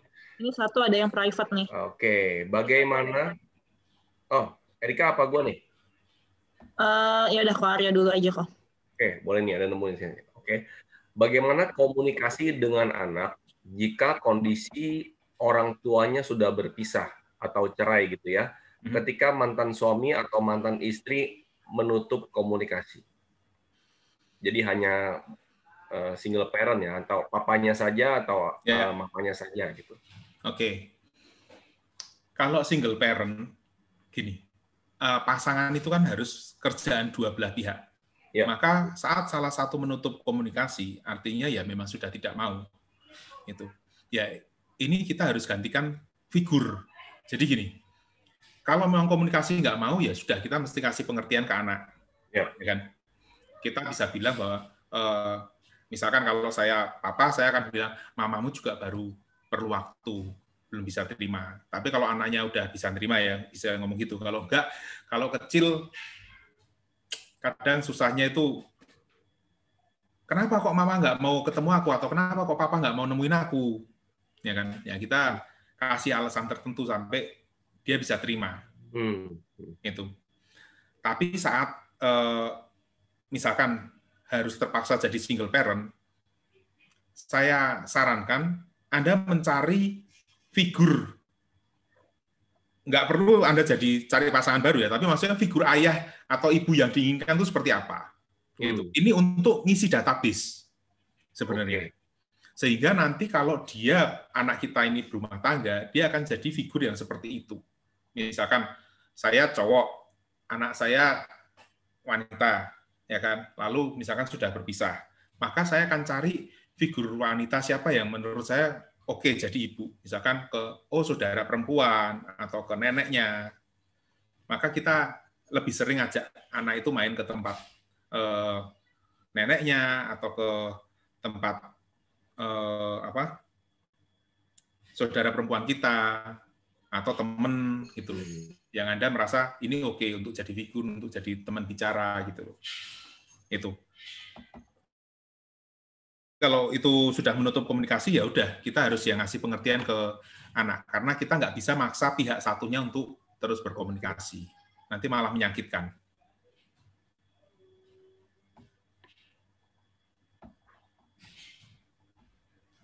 Ya, oke.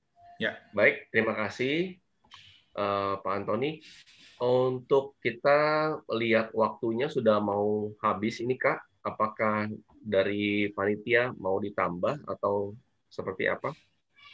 Oke, baik. Ini ada kurang lebih 2 pertanyaan lagi yang saya lihat. Ini nggak apa-apa, kita bahas dulu kali ya. Ya, hajar aja. Ya, boleh. Silakan, Kak. Oke, siap. Ini ada pertanyaan yang tadi chat private ke saya. Ini saya sampaikan secara anonim ya kepada Kak Ali dan Pak Antoni. Ini pertanyaannya adalah, gimana kalau anak ini dia trauma karena pernah dirotan oleh papanya dulu seperti itu, dan sekarang ini bapaknya itu dulu juga suka marah, tidak lihat lingkungan walaupun di depan anak.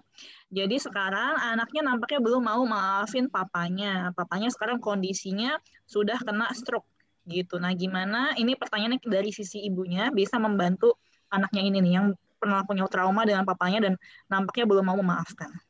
Silakan. Oke, ini kesulitannya kita nggak tahu anaknya usia berapa. Ini dari info sih usia SD ya. Kalau nggak salah, iya SD. Tapi nggak anak usia pasnya. Oh enggak, maksudnya sekarang usianya berapa? Karena kan waktu di rotan mungkin anaknya waktu SD. Nah, sekarang papanya udah gimana? Sekarang ini masih SD juga.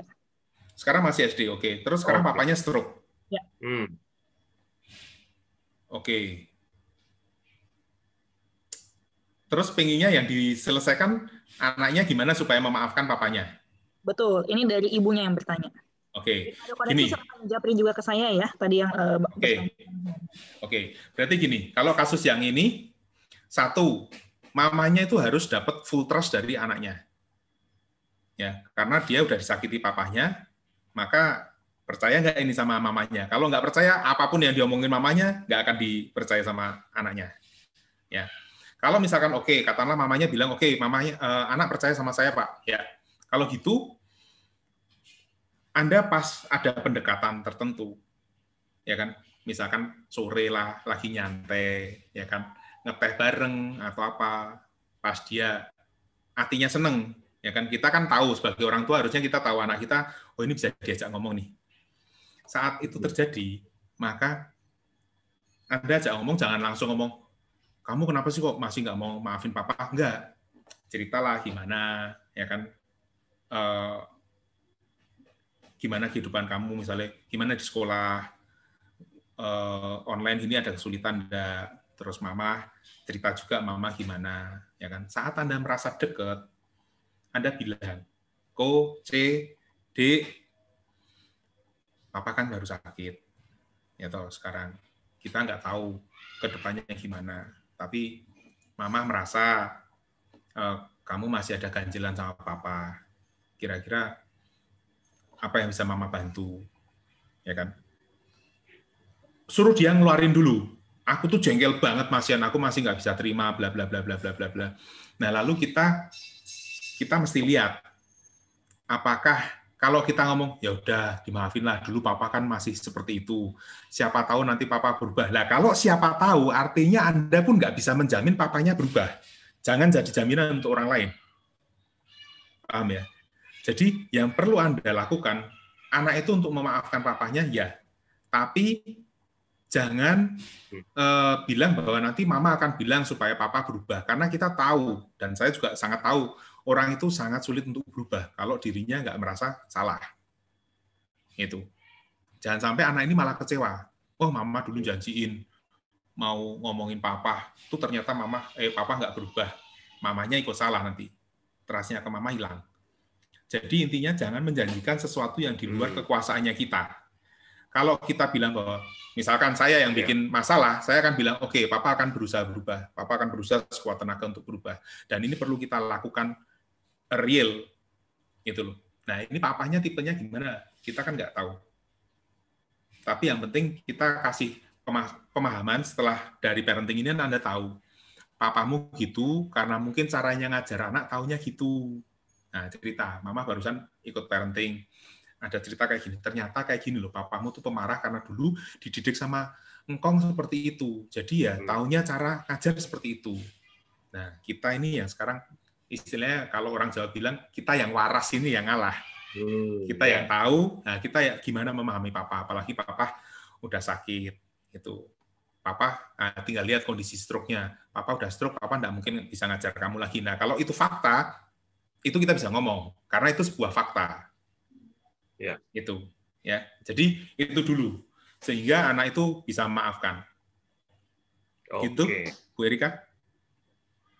Oke, siap. Ya, karena anaknya SD sudah cukup dewasa untuk diajak bicara seperti itu ya, Pak ya. Oh, anak-anak itu sebenarnya banyak yang lebih dewasa daripada orang tuanya. Dan anak-anak itu pasti, ini saya bilang pasti lebih ngerti orang tuanya daripada orang tua ngerti anaknya. Pasti itu. Kenapa? Karena seumur hidupnya anak, itu orang tuanya sudah ada. Jadi dari anak itu usia 0, dia udah ngerekam energinya, perilaku orang tuanya, kata-katanya, dan semua itu foldernya lengkap. Dia akan tahu, oh, kalau kayak gini papa marah ini. Ya kan? Tapi orang tua kalau ditanyain, anakmu gimana? Kalau kayak gini seneng nggak? Aduh, bingung aku. Anakku suka nggak ya? Kenapa? Karena orang tua, mungkin anak itu lahir baru setengah dari usianya orang tuanya hidup, toh. Gitu loh. Dan kita punya banyak perhatian lain, sehingga awal-awal kita juga nggak full 100% ke anak, kan? Kita mesti kerja, kita mesti apa. Sedangkan anak itu, dunianya itu ya orang tuanya pada awal-awal dia hidup, sampai sekarang. Gitu. Oke. Ada lagi, Kak? Kalau enggak, gue tanya nih. Oke, ini saya ingin terakhir ya, karena di chat ulang lagi Japri ke saya gitu dari Mam Novita. Oh, ada lagi. Ya, tadi sebenarnya di atas ini udah ada, cuma mungkin agak kegulung ya. Nah, dari Mam Novita. Selamat sore, izin bertanya. Anak umur 4 tahun. Sebenarnya anaknya sudah ngerti untuk diberitahu. Misalnya, sharing mainan dengan adik. Tapi suka mengulangi lagi pas main, adiknya nggak boleh pegang mainan. Bagaimana ya agar anak benar-benar ngerti, dan kalau dikasih tahu terus-menerus bisa ngambek. Tapi nanti kalau dikasih tahu lagi bilang anaknya bilang ngerti dan sorry. Tapi nanti diulangi lagi kesalahannya. Terima kasih. Yes, mama-mama itu paling sering diribetin sama masalah seperti ini, termasuk istri saya. Anak usia 4 tahun, saya kasih tahu ya, ini berarti kan masih muda juga mamanya. Ini akan terus berlanjut sampai SMP itu akan sama berlanjut. Contohnya, misalkan mainan handphone, ya kan? Nanti kalau adiknya lagi pegang handphone yang ini, ya bisa jadi kokonya atau cecenya pengennya mainnya handphone yang ini, gitu loh. Padahal tahu ini handphone nggak bisa dibelah jadi 2. Kenapa? Nah, ini yang jadi pertanyaan, dan saya udah bilang ini berkali-kali, tapi emang susah dimengerti karena pada yang terlihat itu anak-anak bertengkar rebutan mainannya itu, betul kan? Tapi sebenarnya anak itu bukan rebutan. Ini anaknya yang usia 4 tahun pengen main sama adiknya, atau kadang-kadang dia pengen menguasai barangnya ini.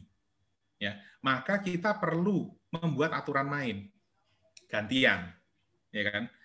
Kita bikin kesepakatan. Contohnya apa? Oke, kalau barang ini kan mainan bersama. Kalau barang ini yang pegang adikmu dulu, kamu mesti nunggu. Kita kasih alternatif, cari mainan yang lain. Ya, tapi kalau kamu duluan yang pegang, adik mau pegang, adik nanti mesti nunggu. Dan ini kita harus komit. Jangan sampai pas adiknya yang pegang, kokonya suruh nunggu, pas kokonya yang pegang, kokonya suruh ngalah. Wah, itu cilaka. Kokonya pasti benci sama adiknya.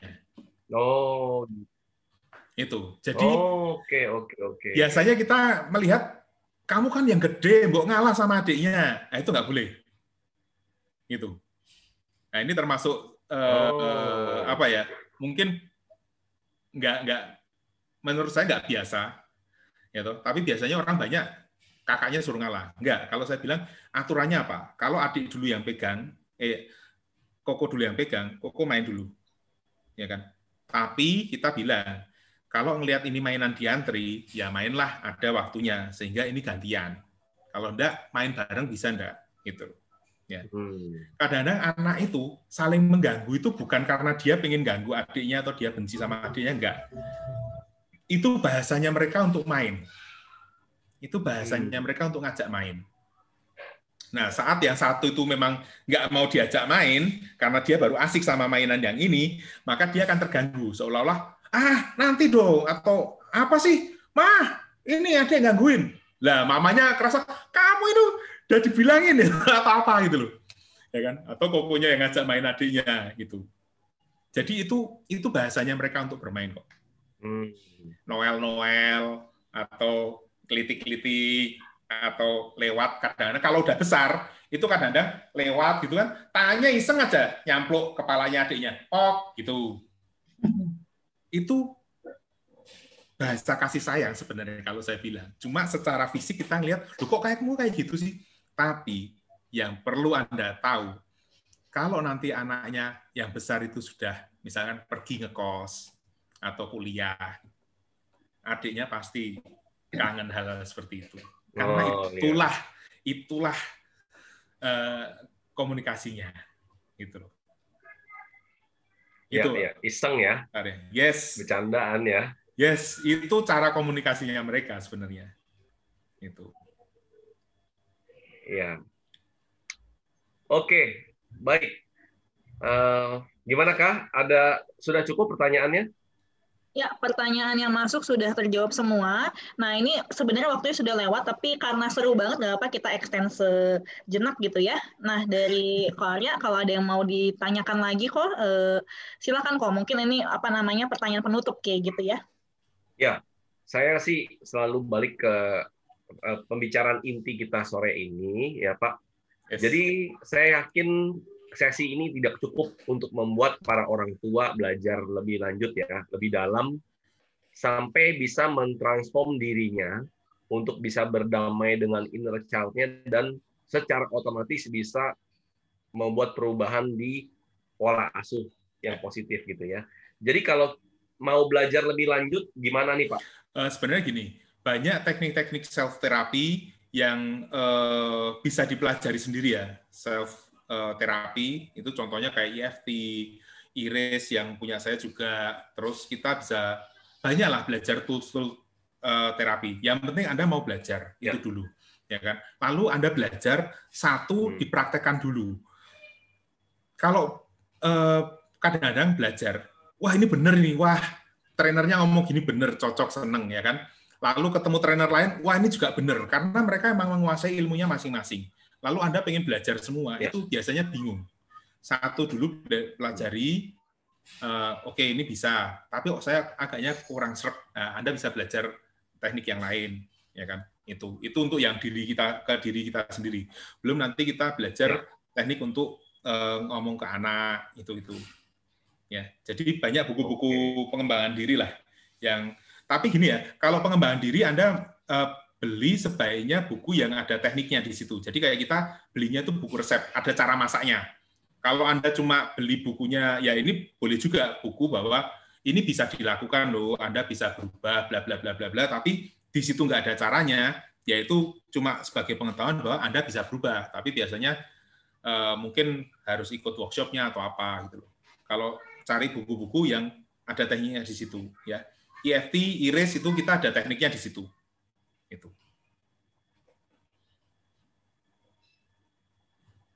Gitu Pak Arya. Oke. Kalau di IRIS sendiri, apakah ada pembahasan mengenai ini Pak, trauma inner child untuk spesifik orang tua gitu? Enggak, ini sebenarnya materi yang kita bawakan di kelas. Tapi kalau yang di buku itu sudah bisa diikuti, udah kayak cara masak lah, ya kan? Ini dilakukan, lalu ini dilakukan, ini diketuk, bla bla bla bla itu. Kita paling enggak bisa untuk misalkan, aduh aku kok marahnya merasa nggak normal ya. Kenapa sih? Nah itu dengan buku IRIS bisa dilakukan tekniknya. Itu untuk menetralisir. Ya, oke.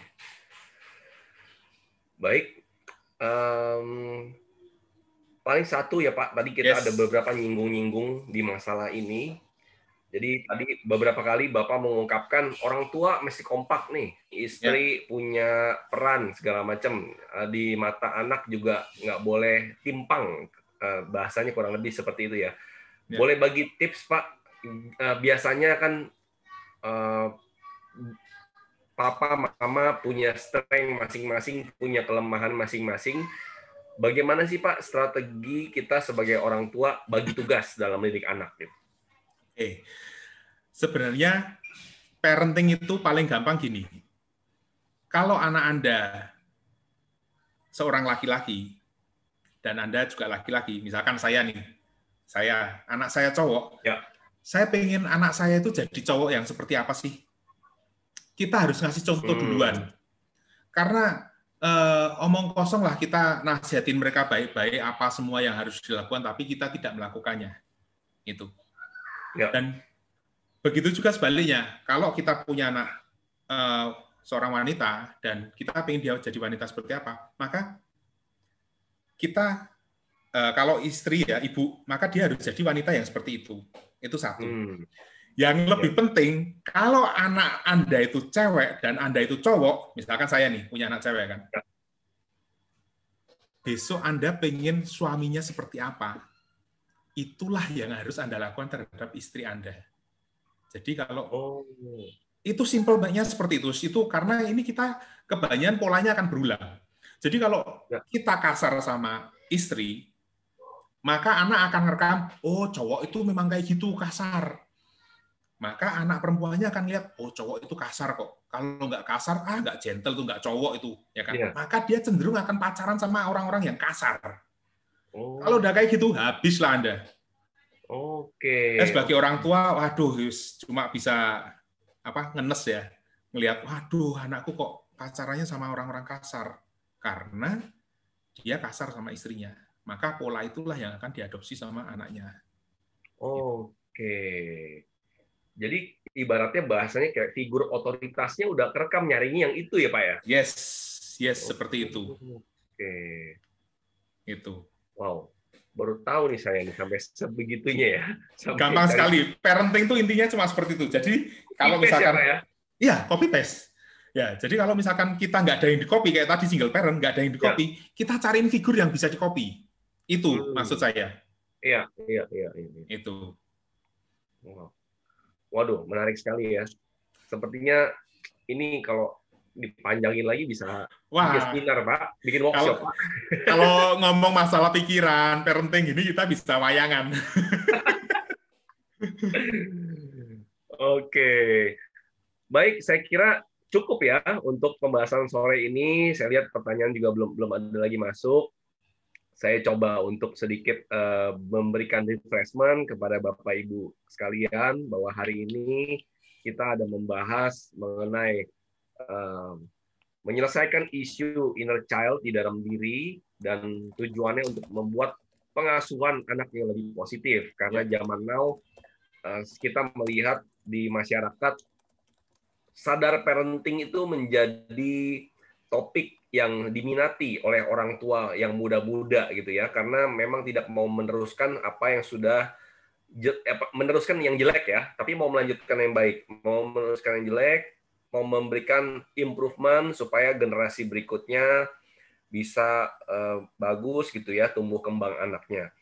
Jadi nomor satu, kita harus membereskan diri kita sendiri terhadap trauma-trauma masih kecil yang tersimpan dalam memori kita, bawah sadar kita, dan caranya tadi sudah disebutkan, memang tidak bisa diselesaikan di sesi ini, cuman garis besarnya adalah pada saat kita mungkin meresponnya adalah akibat dari memori yang masa lalu atau spontan sifatnya yang kita sadari, oh ini nyesel gitu ya, marahnya disadari, terus bikin tulisan, ini belajarnya dari mana, marah seperti ini, diperhatikan, oh sebabnya di kejadian mungkin yang sudah lalu kita ibaratnya berdamai dengan diri kita yang masih kecil dulu, dari ada disebutkan lebih detail sama Bapak ya, Pak Antonio, untuk kayak bikin self therapy ya, dan diinstal yang bagus-bagusnya supaya kita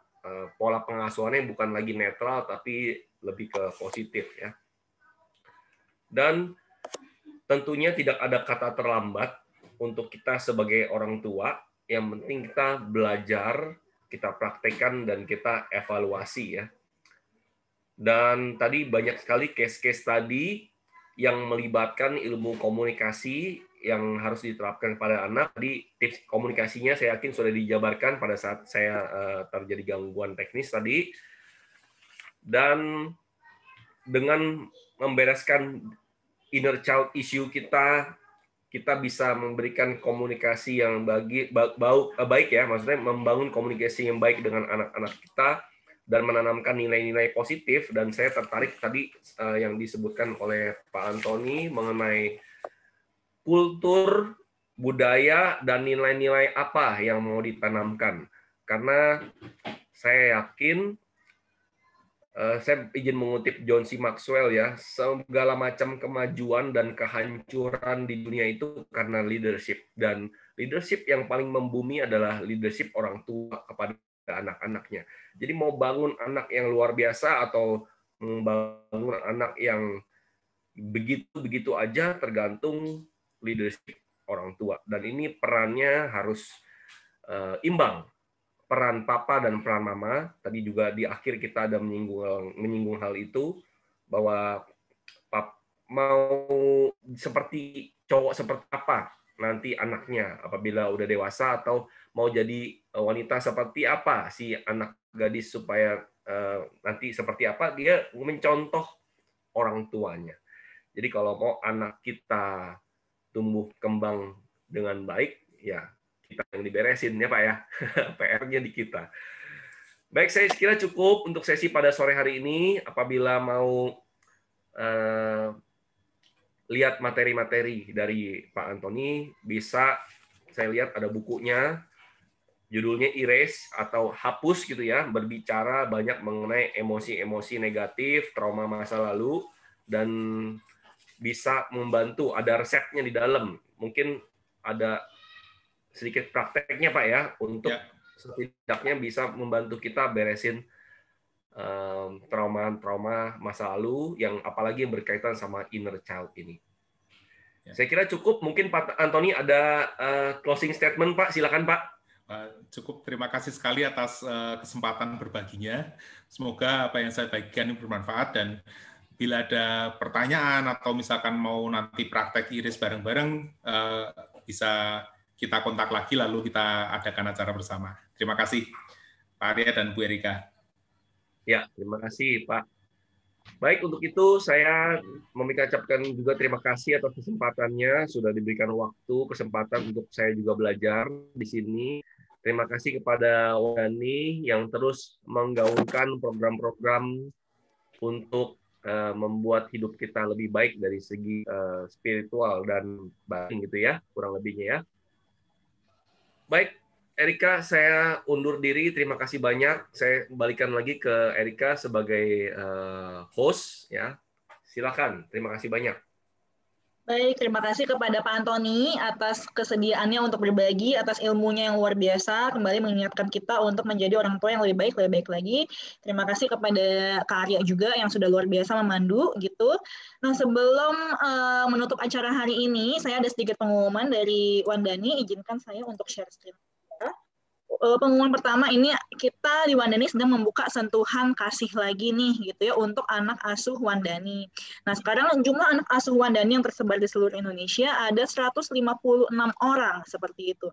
Jika misalnya di sini rekan-rekan Mom and Dads berminat untuk menjadi orang tua asuh nih, membantu pendidikan bagi anak-anak kita, anak-anak Buddhis gitu yang ada di seluruh Indonesia, silakan bisa mendaftar ke Sekretariat Wandani gitu ya. Kalau sudah punya nomornya Wanti gitu bisa langsung kontak ke Wanti untuk mendaftar, dan bisa juga memberikan dana sukarela gini ya ke rekening BCA yang terdaftar. Silakan langsung di foto aja atau di screenshot saja seperti itu.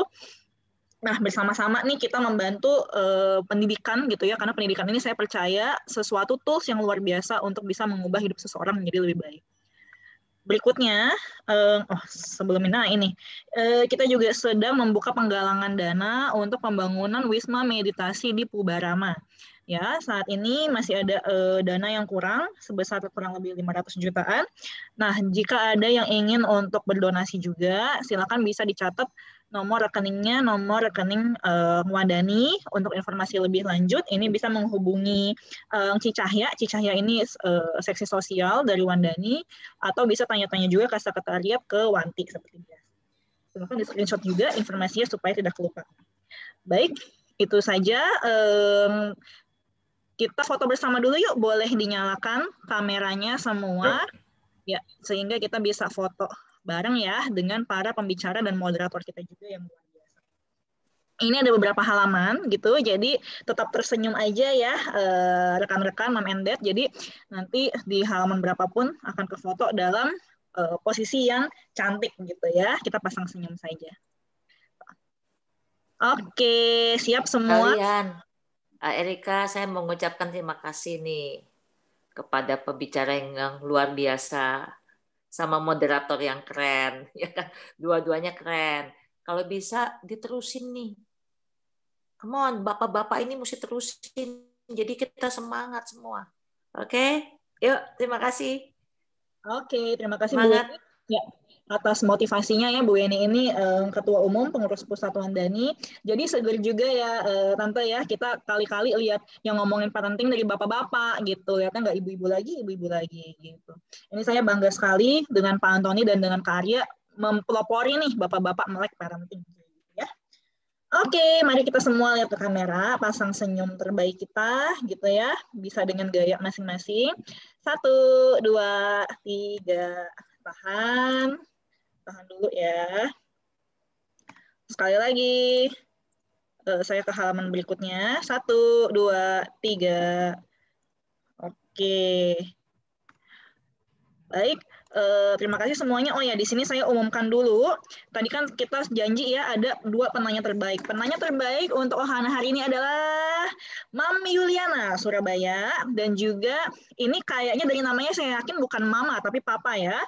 Papa Rio Sanjaya dari Pontianak. Wah, ini dari jauh gitu ya bisa ikut Parenting Talk hari ini. Kepada Mami Yuliana dan kepada Pak Rio, bisa chat japri ke saya, nomor telepon dan alamatnya untuk nanti kami kirimkan hadiah spesial seperti itu.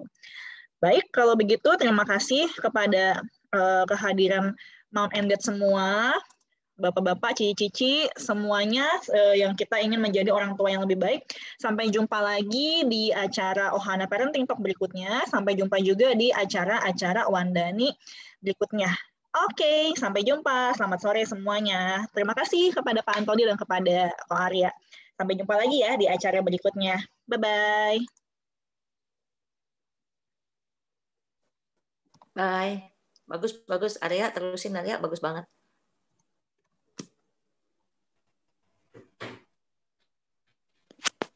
Rendah terusin moderator. Ya, terusin. Karena gini, Arya, kalau menurut saya, kalau kamu mendalami hipnoterapi ya, ini kamu akan semakin seru banget karena di situ banyak sekali pembelajaran. Saya juga minta Elis kalau bisa di usia 28 dia harus ambil hipnoterapi. Karena penting untuk anak-anak. Karena kan hipnoterapi mesti umur 28 minimal. Bagus itu karena itu bukan cuma kalau menurut saya bukan cuma untuk kita melakukan terapi untuk orang lain, bukan. Yang penting memang untuk keluarga sendiri, untuk anak, untuk kita dan anak kita. Nanti kalau emang punya waktu ya baru mikir ya untuk terapi umum. Tapi bagus sekali. Oke, yuk saya live ya. Ya, thank you semua. Oke. Thank you ya. Thank you semuanya. Pak Rio sama Mbak Yuliana boleh chat saya ya, alamat dan nomor telepon. Kami akan kirimkan hadiah. Oke, Mama Yuliana, terima kasih. Di Surabaya ya, nanti kita kirimkan hadiahnya. Terima kasih ya, Mam. Oh, ada Mam Cing-Cing juga. Halo, Mam, apa kabar? Lama nggak ketemu. Sehat ya? Terima kasih ya, Erika, Ko Arya, Andani, ya. Sampai ketemu lagi ya, Mam Cing-Cing. Ya, makasih.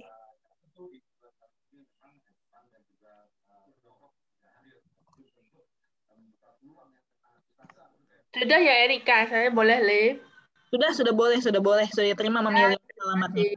Ini Pak Rio, wah sudah nggak ada ya, ya udah nggak apa-apa deh. Oke, saya akan end meetingnya sebentar lagi ya. Sampai jumpa di acara Wandani berikutnya. Bye-bye.